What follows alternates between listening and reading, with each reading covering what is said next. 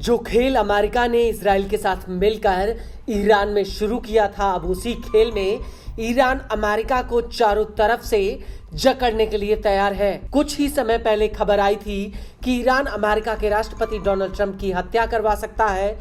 इसको लेकर खामनेई के सलाहकार मोहम्मद जवाद लारिजानी ने कहा था कि ट्रंप जब अपने घर मारे-लागो में धूप सेक रहे होंगे तो उनके ऊपर ड्रोन गिर सकता है।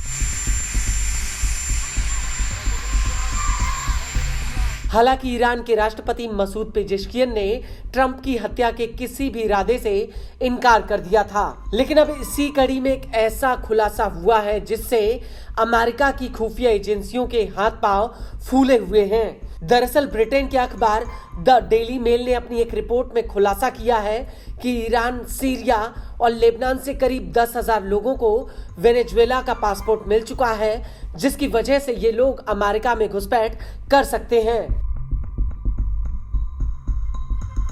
अखबार के मुताबिक इनमें से कई लोग पहले ही अमेरिका में दाखिल हो चुके हैं। अखबार का कहना है कि जिन लोगों को ये पासपोर्ट दिया गया वो पूरी तरह से वेनेजुएला की नागरिकता के लिए योग्य नहीं थे। अखबार ने अपनी रिपोर्ट में उन सभी लोगों के नाम, जन्म तिथि और पासपोर्ट नंबर भी छापे हैं जिन्हें असामान्य रूप से वेनेजुएला की नागरिकता मिली है। अखबार का कहना है कि ये पासपोर्ट साल 2010 और 2019 के बीच दिए गए। बता दें कि ये पूरा डेटा वेनेजुएला के एक पूर्व अधिकारी ने इकट्ठा किया है, जिसका नाम सार्वजनिक नहीं किया गया है। आपको बता दें कि डेली मेल ने अपनी रिपोर्ट में इशारा किया है कि निकोलस मर्दुओ के राष्ट्रपति रहते ईरान ने ये वेनेजुएला के साथ मिलकर पूरी स्कीम लागू की थी। और गौर करने वाली बात यह है कि ईरान और वेनेजुएला के बीच पहले से ही राजनीतिक और सुरक्षा संबंध हैं।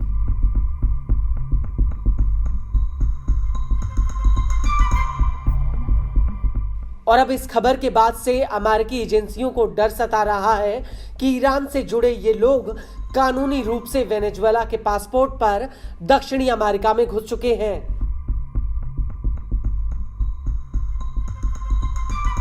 अमेरिका को डर सता रहा है कि ये 10,000 लोग वेनेजुएला के पासपोर्ट का गलत इस्तेमाल कर सकते हैं। अमेरिका की खुफिया एजेंसी FBI में पूर्व अधिकारी जोनाथन गिलियम ने इसको लेकर अखबार से कहा कि वेनेजुएला से ईरानियों के अमेरिका में घुसने से आतंकवाद के मामले बढ़ सकते हैं, क्योंकि अमेरिका द्वारा ईरान के परमाणु अड्डों पर हमले के बाद अमेरिका के भीतर आतंकवाद की संभावना बढ़ गई है। इसको लेकर वेनेजुएला के पूर्व राजदूत थोर हालवोर्सेन का कहना है कि कुछ पासपोर्ट धारक पहले से ही अमेरिका के भीतर हैं, वो रोजमर्रा की जिंदगी में ढल चुके हैं। इनमें से कुछ लोगों को संवेदनशील सेक्टरों में नौकरी मिल चुकी है, लेकिन इनकी पहचान करना बेहद ही मुश्किल है। हालवोर्सेन का कहना है कि इनमें से कई पासपोर्ट गाजी नसर अल दिन के कार्यकाल के दौरान जारी किए गए थे, जो सीरिया में वेनेजुएला के राजनयिक रह चुके हैं, और बाद में FBI की टेरर वॉच लिस्ट में उनका नाम जोड़ा गया था। और साल 2015 में FBI ने उन्हें एक नोटिस जारी करके हिजबुल्लाह का समर्थन और उसके लिए पैसा जुटाने का आरोप लगाया था।